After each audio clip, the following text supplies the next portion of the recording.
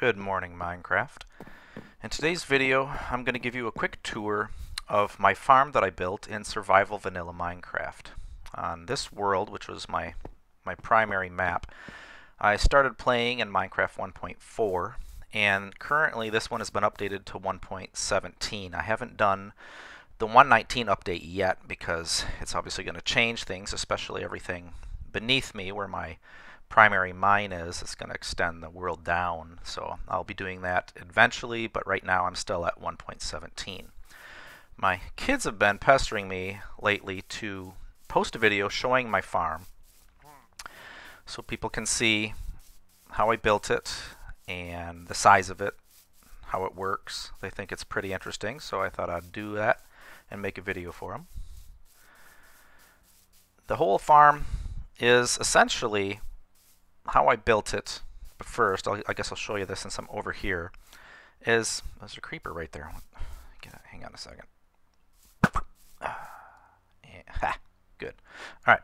So as you see here, the farm. Oh, why is there another creeper? Yeah. That's right. All right. Is that anybody else? Okay.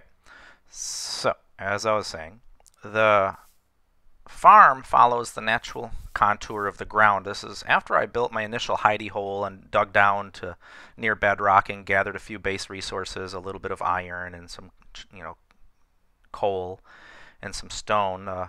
One of the first things I build is the farm, and this was the first farm that I built on this world. It was one tier shorter than it is now. Otherwise, I expanded it later, but initially it was 5 tiers. Now it's 6, and it follows a natural depression in the ground. This was a plains biome, so I didn't have to clear out much in the way of trees, and using nothing but iron tools, I was able to contour the ground into this shallow valley that the farm occupies.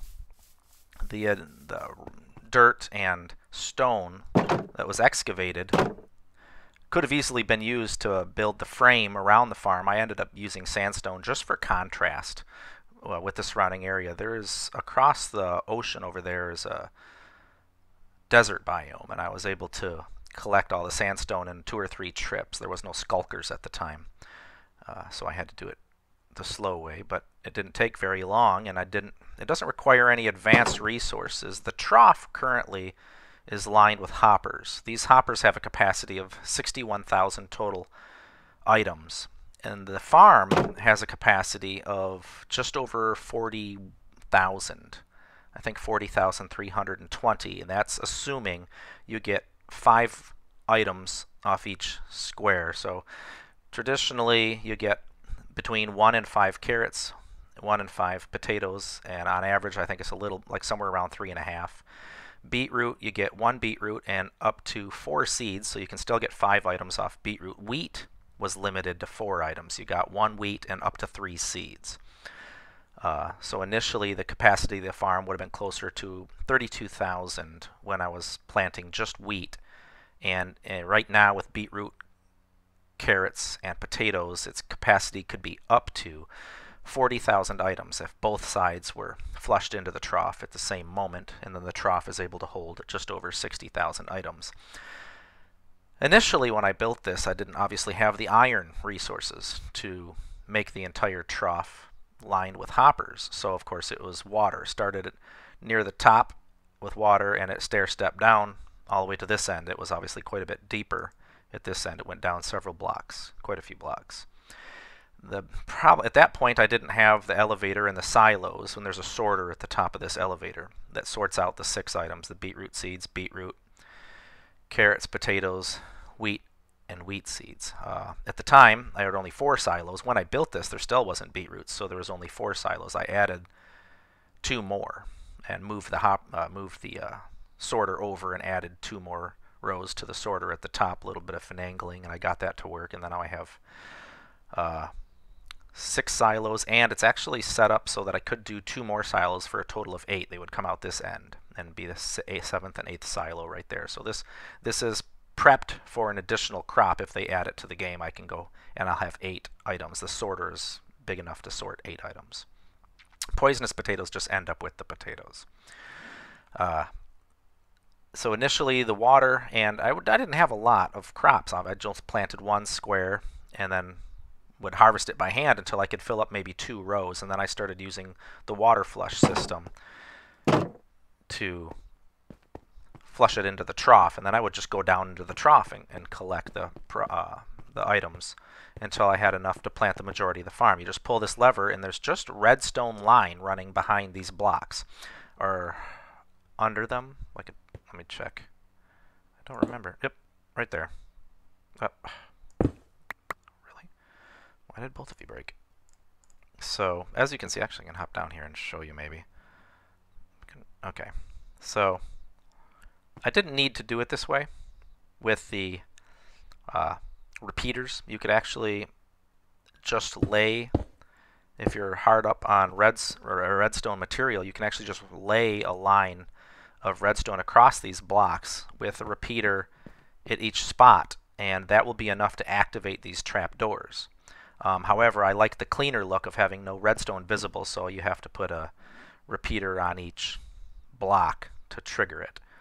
But it is not necessary if you're, or you could put redstone here and then put blocks across that to hide it. But I just did it this way because I had enough repeaters to make it a little bit more of a clean look.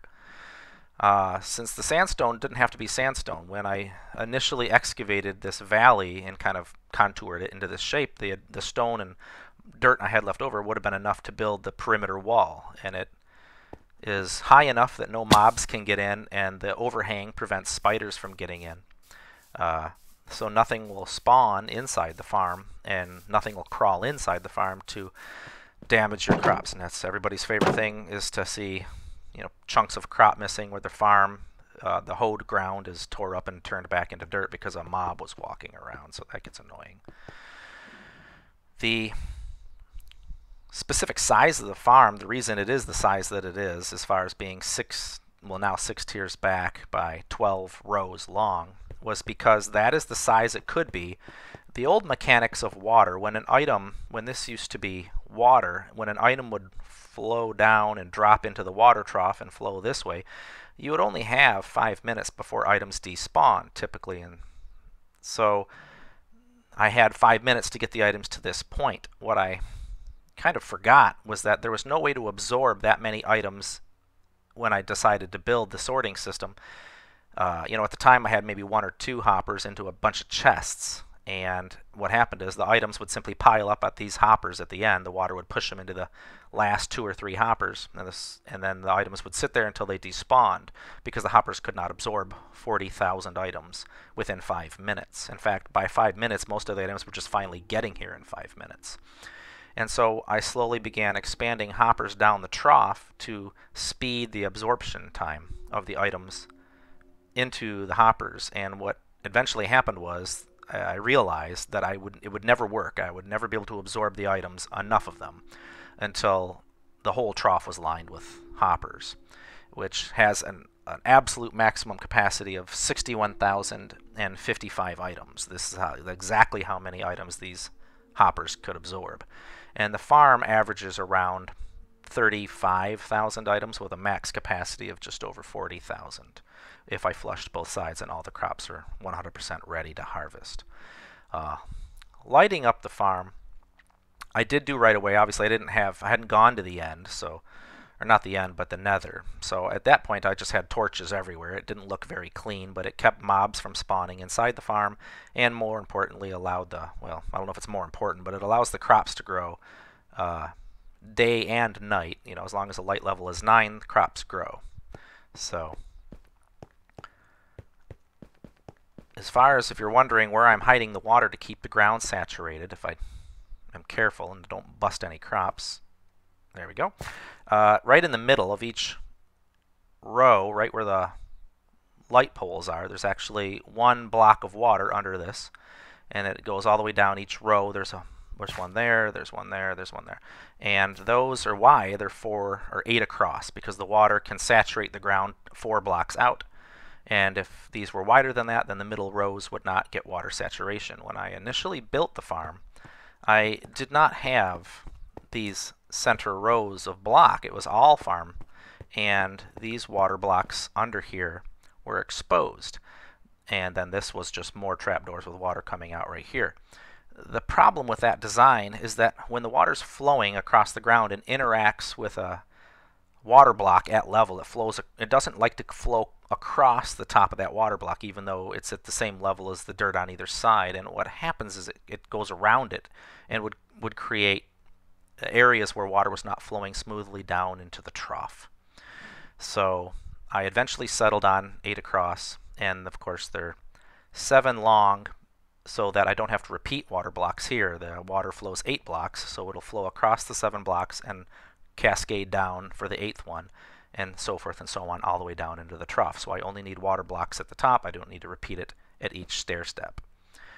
This limits any interaction with the farm when it's time to harvest. You just pull the lever there and the lever there, and the reason there's 2 levers instead of 1 doing the whole farm is because often I'll have different crops. I'll be planting one crop while this one, I'll harvest this side, let's say, and then begin replanting while this side's growing, and then I'll harvest this side while that side's busy growing, if I wanted to work the farm around the clock. But the reality is, if one harvest is more than enough resources for a good long while. It is this big because early game food is always a problem. And so the whole thing was wheat, and that provides all the bread I would ever need, and also the wheat that I could use to breed cattle as fast as I could round them up. And from there I was able to get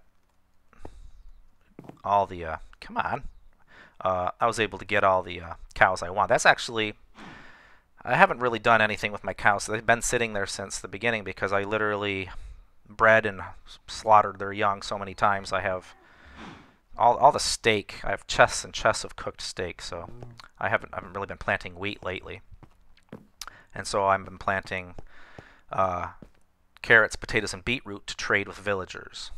But at 40+ thousand, upwards of actually about 35,000 items per harvest on average. The silos themselves hold about 60,000 items. They're not super compact. There's only one row of chests all the way down. So you can fill a silo. If the whole farm is planted one crop, you can basically fill a silo in one harvest. Or close to it. Close to it. You'll be, 3/4 of the way full in one harvest. And that's it. So this is my, here, I'll come to the center. I'll give you a kind of it's kind of hard. The scale of this farm is a little bit difficult to judge from ground level. So I'll run over here to the center of it, pillar up a little bit, and you'll have a better view